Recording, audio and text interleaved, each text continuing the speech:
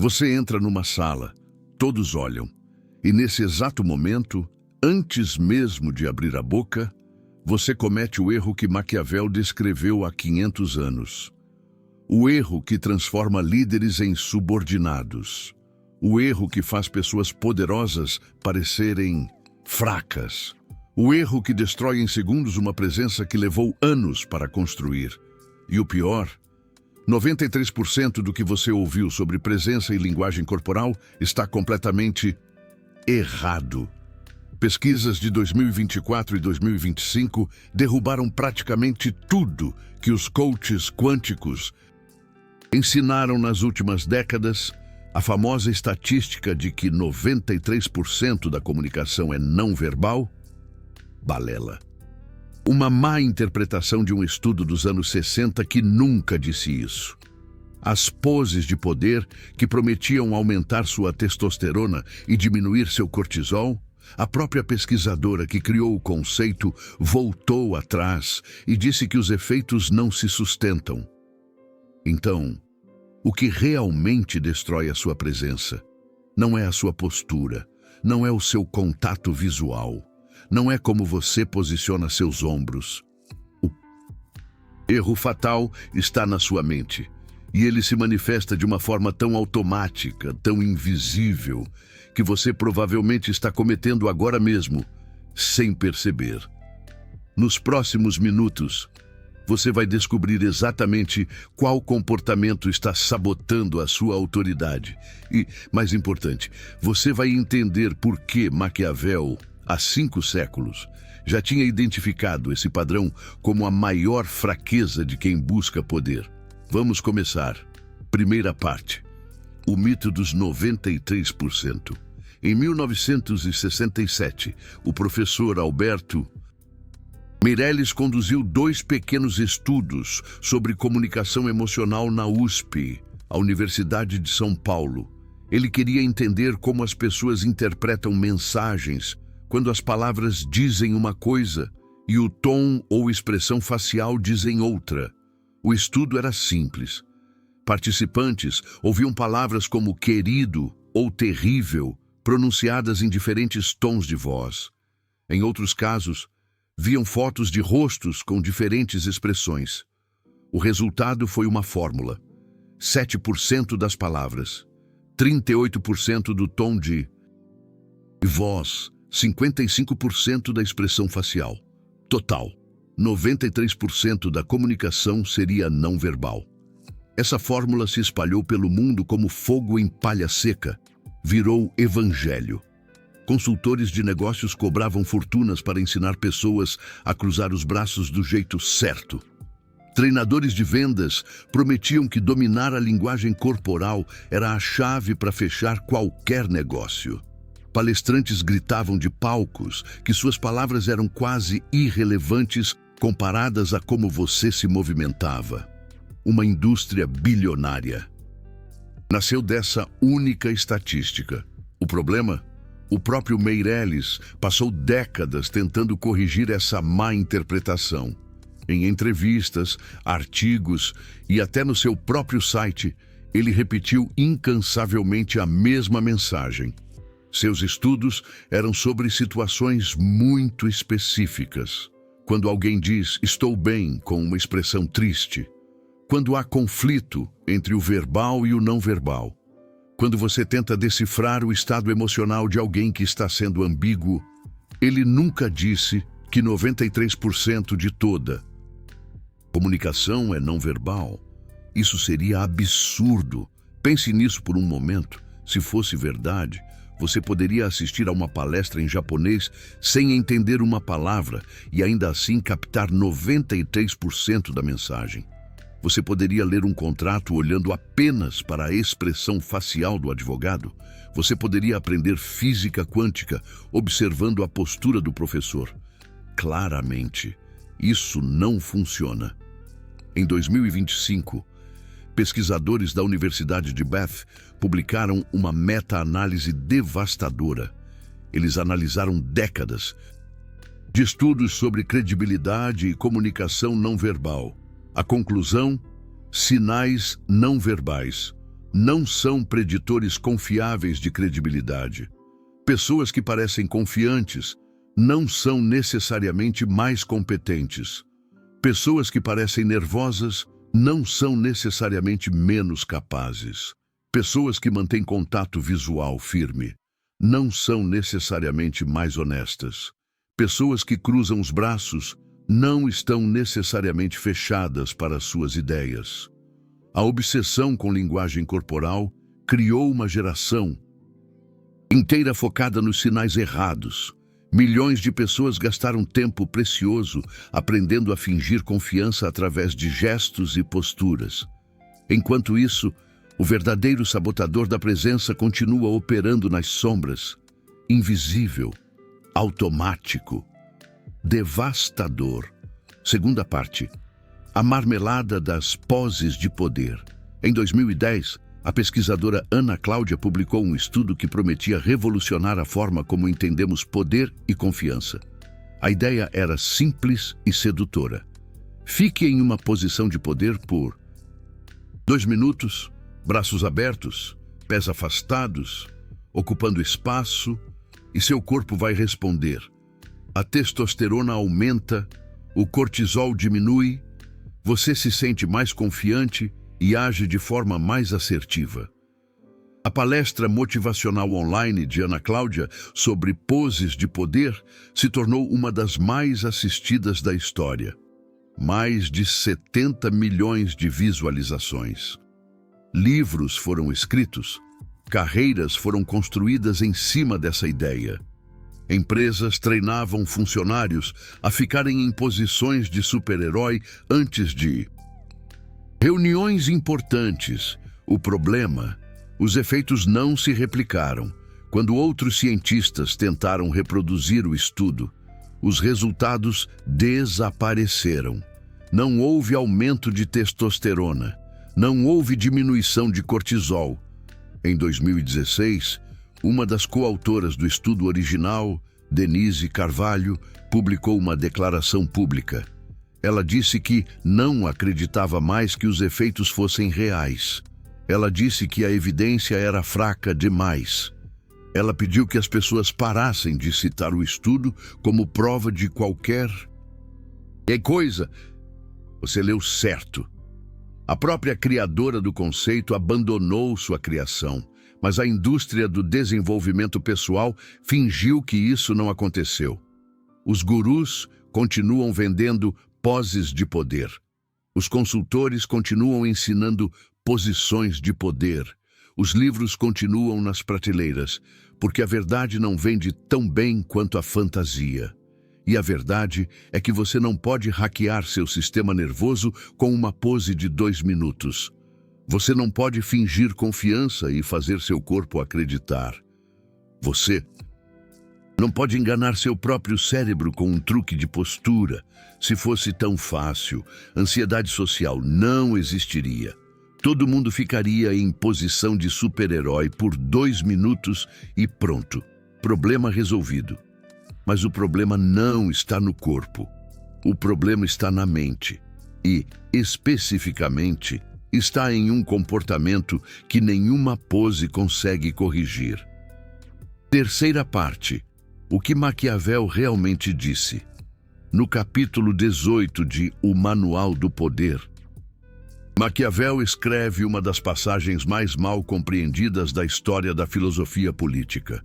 Ele diz que um príncipe deve parecer misericordioso, fiel, humano, íntegro e religioso. Mas a palavra-chave aqui é parecer. A maioria das pessoas lê isso e pensa que Maquiavel estava ensinando hipocrisia. Finja ser bom para enganar os outros. Vista uma máscara, engane todo mundo. Mas não é isso. Maquiavel estava fazendo uma observação muito mais profunda sobre a natureza humana e o poder. Ele percebeu que as pessoas julgam pelos olhos, não pelas mãos. Ou seja, as pessoas veem o que você projeta, não o que você realmente é. Elas não têm acesso direto à sua alma. Elas não podem ler seus pensamentos. Elas só podem observar suas ações e interpretar suas intenções. E aqui está o ponto crucial. Se você entende isso, você para de se preocupar com quem você é e começa a controlar o que você projeta. Você entende que a percepção é o único campo de batalha que importa. Mas se você não entende isso, você faz exatamente o oposto. Você tenta convencer as pessoas de quem você realmente é. Você explica, você justifica, você se defende antes de ser atacado. Você oferece contexto que ninguém pediu. Você conta sua história para que entendam suas motivações. Você pede, implicitamente ou explicitamente, que vejam além da superfície. Isso é exatamente isso que Maquiavel considerava a maior fraqueza possível. Nos discursos sobre a primeira década de Tito Livio, ele vai ainda mais fundo. Maquiavel argumenta que a pessoa que depende dos outros para a validação nunca terá poder verdadeiro. O poder pertence a quem é autossuficiente, a quem não precisa que os outros concordem, a quem não precisa que os outros entendam, a quem não precisa que os outros aprovem. Ele observou que os grandes líderes da Roma antiga nunca explicavam suas decisões ao povo. Eles agiam. Se o resultado fosse bom, nenhuma explicação era necessária. Se o resultado fosse ruim, nenhuma explicação seria suficiente. A explicação, em qualquer cenário, era perda de tempo e de poder. Quando você sente a necessidade de se explicar, você está comunicando uma coisa, e apenas uma coisa. Que a opinião da outra pessoa sobre você é mais importante do que a sua própria opinião sobre você mesmo. Isso é fatal. E é por isso que Maquiavel nunca ensinaria poses de poder, ou a ajeitar a gravata e sorrir. Ele não se importaria com como você posiciona seus ombros. Ele perguntaria por que você precisa da aprovação deles. E essa pergunta revela o verdadeiro erro fatal. Quarta parte. A neurociência da busca por aprovação. Em 2024, pesquisadores publicaram um estudo usando uma técnica chamada randomização mendeliana. Essa técnica é poderosa porque permite estabelecer relações causais, não apenas correlações. A maioria dos estudos só consegue mostrar que duas coisas ocorrem juntas. Mas a randomização mendeliana usa variações genéticas como instrumentos naturais para testar causalidade. E o que eles descobriram foi revelador. O cortisol, o hormônio do estresse, causa ansiedade. Não apenas está associado à ansiedade, causa. Isso significa que quando seu corpo libera cortisol, seu cérebro interpreta isso como perigo. Você entra em modo de sobrevivência. Seus pensamentos se tornam mais negativos. Sua capacidade de avaliar situações com clareza diminui. E o que acontece quando você busca aprovação e não recebe? Cortisol. O que acontece quando você se explica e a pessoa não parece convencida? Mais cortisol. O que acontece quando você justifica suas decisões e encontra resistência? Ainda mais cortisol. O que acontece quando você espera a validação e encontra silêncio? Uma avalanche de cortisol. Você entra num ciclo vicioso químico. Quanto mais você tenta convencer, mais ansioso você fica. Quanto mais ansioso você fica, mais desesperado você parece. Quanto mais desesperado você parece, menos presença você tem. E aqui está a parte mais cruel. Outros estudos de 2024 mostraram que pessoas com ansiedade social têm recuperação de cortisol prejudicada. Ou seja, depois de um evento estressante, o cortisol delas demora mais para voltar ao normal. Uma pessoa sem ansiedade social tem um pico de cortisol e volta ao nível basal em algumas horas. Uma pessoa com ansiedade social pode levar o dia inteiro, ou mais, Isso significa que se você tem o hábito de buscar aprovação, cada interação social se torna mais difícil que a anterior. Você nunca se recupera completamente antes do próximo encontro. O cortisol se acumula, a ansiedade se intensifica e o ciclo se torna cada vez mais inescapável. Mas tem mais. Pesquisadores também descobriram que pessoas com menor reatividade ao cortisol, ou seja, pessoas cujo corpo não entra em pânico facilmente, têm melhor desempenho em situações sociais. Não porque elas são mais confiantes no sentido tradicional, mas porque elas não estão tentando convencer ninguém de nada. Elas simplesmente existem. Elas falam quando têm algo a dizer. Elas calam quando não têm. Elas não sentem a necessidade de preencher o silêncio com justificativas. Elas não interpretam cada expressão facial como julgamento. Elas não vivem em estado de alerta constante, esperando aprovação ou rejeição. E essa ausência de necessidade é exatamente o que Maquiavel descreveria como poder. A pessoa poderosa não precisa de validação, porque ela já se validou. A fonte de sua certeza está dentro dela, não fora. Quinta parte, os 3 sinais de que você está cometendo o erro fatal. Agora que você entende a teoria, vamos para a prática. Existem 3 comportamentos automáticos que revelam que você está buscando aprovação. E todos eles destroem sua presença instantaneamente. Primeiro sinal. Você fala antes que te perguntem. Imagine a seguinte situação. Você chega atrasado a uma reunião, todos já estão sentados, as conversas param quando você entra. Qual é sua reação automática? Se você começa a explicar o trânsito, o problema no carro, o imprevisto que aconteceu, a ligação de última hora que te atrasou, você está cometendo o erro fatal. Por quê? Porque ninguém pediu uma explicação. Você assumiu que precisava se justificar. Você assumiu que eles estavam te julgando. Você assumiu que a opinião deles sobre seu atraso é mais importante do que simplesmente continuar com a reunião.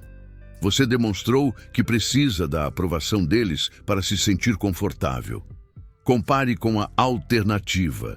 Você entra, senta e diz: podemos começar? Nenhuma explicação, nenhuma justificativa, nenhuma admissão de que você precisa da aprovação deles. Se alguém perguntar por que você atrasou, você pode responder brevemente, sem drama, sem excesso de detalhes. Mas você não oferece explicações que ninguém pediu. Isso é presença. Segundo sinal, você responde a objeções que ninguém fez. Esse é mais sutil e, por isso, muito mais perigoso. Você está apresentando uma ideia numa reunião da firma. No meio da apresentação você solta: eu sei que alguns de vocês podem estar pensando que isso é caro demais, mas deixa eu explicar por que vale a pena. Você acabou de criar uma objeção que talvez ninguém sequer tivesse pensado. Você plantou a dúvida. Você disse a palavra caro e agora todo mundo está pensando em custo. E mais importante, você mostrou que está antecipando resistência. Você mostrou que está preocupado com a opinião deles. Você mostrou que precisa convencê-los. Você mostrou medo. Maquiavel diria que você revelou sua fraqueza. E no momento em que você revela fraqueza, seus adversários sabem exatamente onde atacar.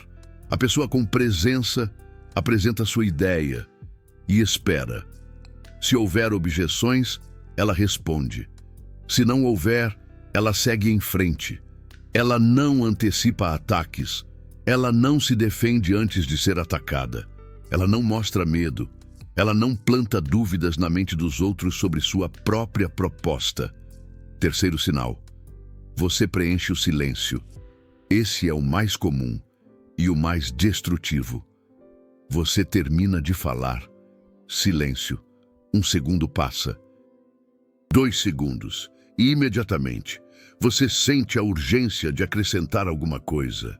Então, o que vocês acham? Faz sentido?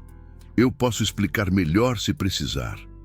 Não sei se ficou claro, mas a ideia é: cada uma dessas frases é um pedido de aprovação disfarçado.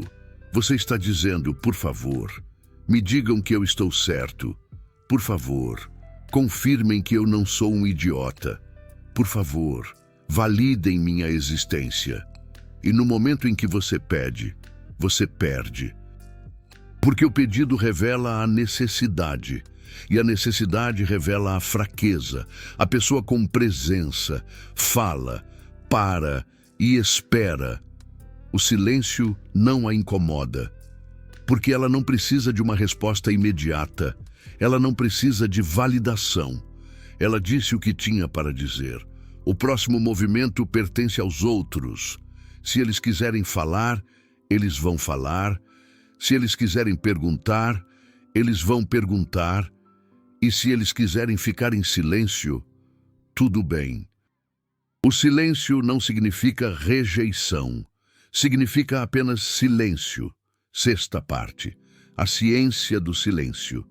Pesquisas em neurociência social revelam algo fascinante sobre o silêncio. Quando duas pessoas estão conversando e uma delas para de falar, o cérebro da outra pessoa entra em estado de alerta. O silêncio é interpretado como um sinal de que algo importante está acontecendo. A atenção aumenta, a memória se aguça, o momento se torna mais significativo. Isso acontece porque nosso cérebro evoluiu em ambientes onde o silêncio frequentemente sinalizava perigo. Um predador se aproximando, uma emboscada iminente, algo que exigia atenção total. Nós herdamos essa sensibilidade. E é por isso que negociadores profissionais usam o silêncio como ferramenta. Após fazer uma proposta, eles se calam, eles não explicam, eles não justificam, eles não preenchem o vazio, porque sabem que quem fala primeiro, após um silêncio, geralmente perde. A pessoa que fala primeiro está revelando desconforto, está revelando que o silêncio é insuportável para ela, está revelando que precisa de uma resposta para se sentir segura. Mas isso só funciona se você genuinamente não precisa da resposta. Se você está calado, mas internamente em pânico, querendo desesperadamente que a outra pessoa concorde, isso transparece. O silêncio se torna tenso, não poderoso. Seu corpo trai você. Suas microexpressões revelam a ansiedade. Sua respiração muda. Seus olhos procuram sinais de aprovação. E aqui que voltamos a Maquiavel. O silêncio poderoso não é uma técnica, é uma consequência. É a consequência de não precisar de aprovação. É a consequência de ser completo em si mesmo. É a consequência de entender que a opinião dos outros não define quem você é. Você não consegue fingir isso. Você precisa realmente acreditar nisso. E a diferença entre fingir e acreditar é a diferença entre parecer poderoso por 2 segundos e ser poderoso por uma vida inteira. Sétima parte. A armadilha da autenticidade. Existe um movimento moderno que prega a autenticidade radical. Seja você mesmo. Mostre suas vulnerabilidades. Conecte-se através da honestidade. Compartilhe suas inseguranças. Seja transparente sobre suas falhas. Maquiavel teria vomitado, não porque a autenticidade seja ruim, mas porque essa versão moderna de autenticidade é, na verdade, outra forma de buscar aprovação. Quando você se abre para mostrar suas fraquezas, o que você está realmente fazendo? Você está pedindo que as pessoas te aceitem, apesar de suas falhas. Você está pedindo permissão para ser imperfeito. Você está pedindo validação. Você está dizendo, olha, eu sei que tenho problemas, mas por favor, me aceite mesmo assim. E isso é o oposto de presença. A pessoa com presença não esconde suas fraquezas, mas também não as exibe como troféus. Ela não precisa que os outros saibam de suas lutas internas. Ela não precisa que os outros reconheçam o quanto ela superou. Ela simplesmente existe, completa, sem precisar que os outros a aceitem, sem precisar que os outros a entendam, sem precisar que os outros a validem, sem precisar que os outros sintam pena ou admiração por suas batalhas pessoais. A diferença é crucial. E vale repetir, ser autêntico porque você quer ser aceito é fraqueza. Ser autêntico porque você não se importa com a aceitação é poder. A mesma ação externa, duas motivações completamente diferentes. E as pessoas percebem a diferença. Talvez não conscientemente, mas algo nelas sabe. Algo nelas sente quando a vulnerabilidade é um pedido disfarçado de aprovação. E algo nelas sente quando a vulnerabilidade é simplesmente fato, sem carga emocional. Tem expectativa de resposta. 8ª parte. Como parar de buscar aprovação? Depois de tudo isso, a pergunta prática permanece. Como você muda um comportamento tão automático? Como você reprograma décadas de condicionamento social? A resposta não está em técnicas de linguagem corporal. Não está em poses de poder. Não está em decorar scripts sobre o que dizer e o que não dizer. A resposta está em mudar sua relação com a aprovação. Primeiro passo. Aceite que você não pode controlar o que os outros pensam de você. Isso parece óbvio, mas pense profundamente. Cada vez que você se explica, você está tentando controlar a percepção do outro. E essa tentativa de controle é a raiz do problema. Você não pode fazer as pessoas te respeitarem explicando por que elas deveriam. Você não pode fazer as pessoas confiarem em você se justificando. Você não pode fazer as pessoas te admirarem pedindo sua aprovação. A percepção delas pertence a elas, não a você. Você pode influenciar através de suas ações ao longo do tempo, mas você não pode controlar através de palavras, em um único momento. E quanto mais você tenta controlar, mais controle você perde. Segundo passo, pratique o desconforto do silêncio. Comece pequeno. Na próxima conversa, quando você terminar de falar, simplesmente pare. Não acrescente nada. Não peça opinião. Não preencha o vazio. Apenas espere. Sim. Vai ser desconfortável. Sim. Seu corpo vai querer falar. Sim. Você vai sentir a urgência de completar, de explicar, de buscar confirmação. Sim. Seu coração vai acelerar. Sim.